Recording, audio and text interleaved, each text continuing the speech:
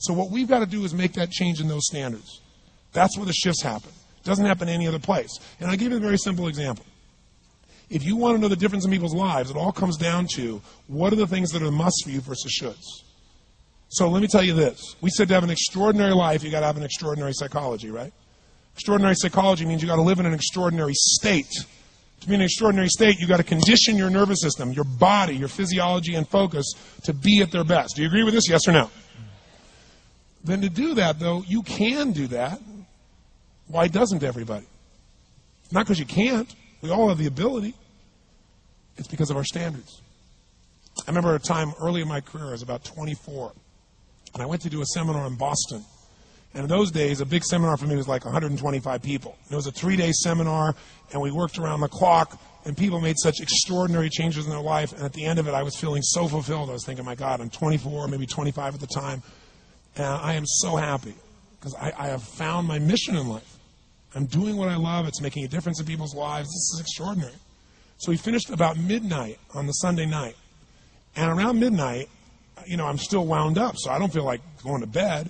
So I decided, okay, let me take a walk here, and I decided to go through Copley Square. If you've been through Copley Square, it's a pretty neat place. Because in Copley Square, you can look up and you can see buildings that were here before we were known as the United States, and beside them you see skyscrapers that are new. It's a pretty cool place. So I'm walking around midnight on Sunday night. There's nobody in Copley Square midnight on Sunday night. And I'm walking along, and I see this guy in the distance, and he's kind of stumbling back and forth between the gutter and the sidewalk. He's got a long trench coat on, his head's down like this. He's holding a brown bag, and I can start to smell him even before I get there, and I'm thinking, this guy's obviously drunk. And as I started to get closer, I thought, I bet he's going to beg me for some money. And sure enough, whatever you focus on life tends to happen, doesn't it? So sure enough, he gets real close to me, and I thought all of a sudden he wasn't going to do it, and all of a sudden he popped his head up. It was really weird. He went, Mister! He had this really bizarre-looking sounding voice. He went, Mister, could you loan me a quarter? And I thought, do I want to reward this behavior? And then I thought, I don't want him to suffer. Do you have this dilemma sometimes? Like, I'm not here to judge. So years ago, I finally decided I always just give. Even if the person's pulling a scam, that's for them to deal with. If I have the ability, then I give. And so I thought, could I teach him something? So I asked him a question back. I said, is that all you want is a quarter? So he goes, yeah, just 1 quarter. 1 quarter changed my whole life. 1 quarter. I said, really? He said, yeah, 1 quarter. So I reached in my pocket, and I pulled out my money clip. And in those days, I was, very young, just starting to succeed. And my original mentor was a man named Jim Rohn. I don't know, how many have heard of Jim Rohn? Anybody? Yeah, he's a great guy. And Jim told me, he said, Tony, look, you've come from a poor background. You got a poor psychology. You got to change it. He said, you don't have any money, so pretend you do. He said, start training your brain. Condition it. He said, go save all your money, get $300 bills, and put them on the outside of your money clip, even though you only have $5 in between them. So every time you pull it out, you'll see that. You'll feel inspired. You'll feel better. He said, you'll feel better, you'll do better. So I was like, okay. So I did. So I pulled my money clip, and sure enough, I got $300 bills down. I made sure he saw the bills. So I'm tearing through that, right? Looking in between there to see if I can find some change. But I made sure he saw it. Sure enough, he's looking at the $100 bills, checking it out. I find the quarter, I pull it out, take the money, put it in my pocket. I notice he's watching my hand going into the pocket.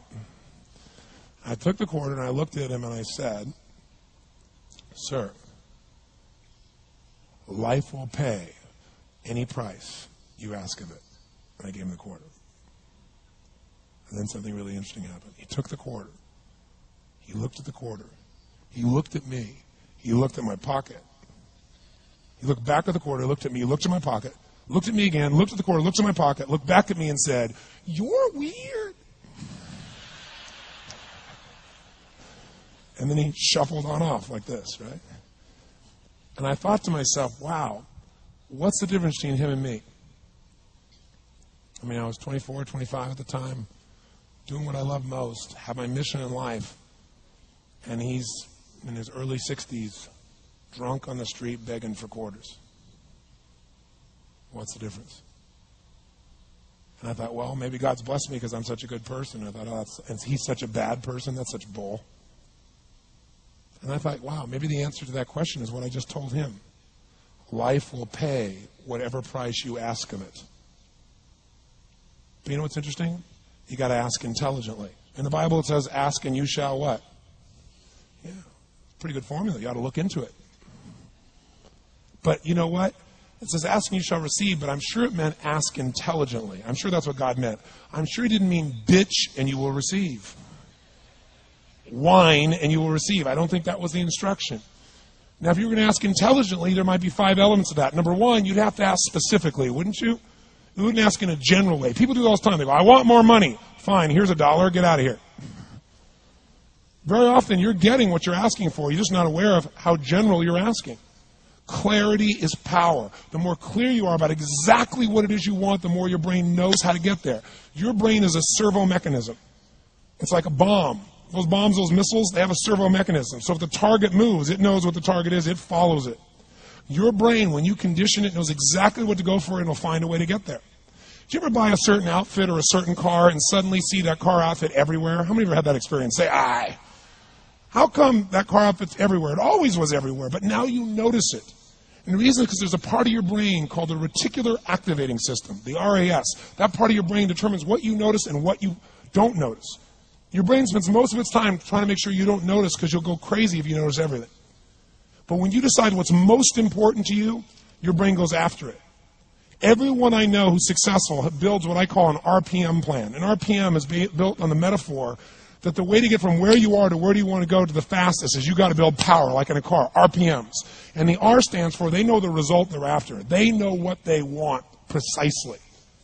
If you don't know exactly what you want or you let yourself get beyond that into something general, you're not going to achieve it. Clarity is power. You've got to know the specific result you're after. What do you want? If you can't answer that question right now in your personal life, in your body, in your relationships, in your finances, in your spirituality, then you're not going to be as fulfilled as you want to be. Today we're going to have you answer one of those questions at least. The second part of it, you got to know P, why you're doing it. Because you know what? You may get a big goal. Someone says, I want to make $1 billion. I want to bring peace to the earth. Why?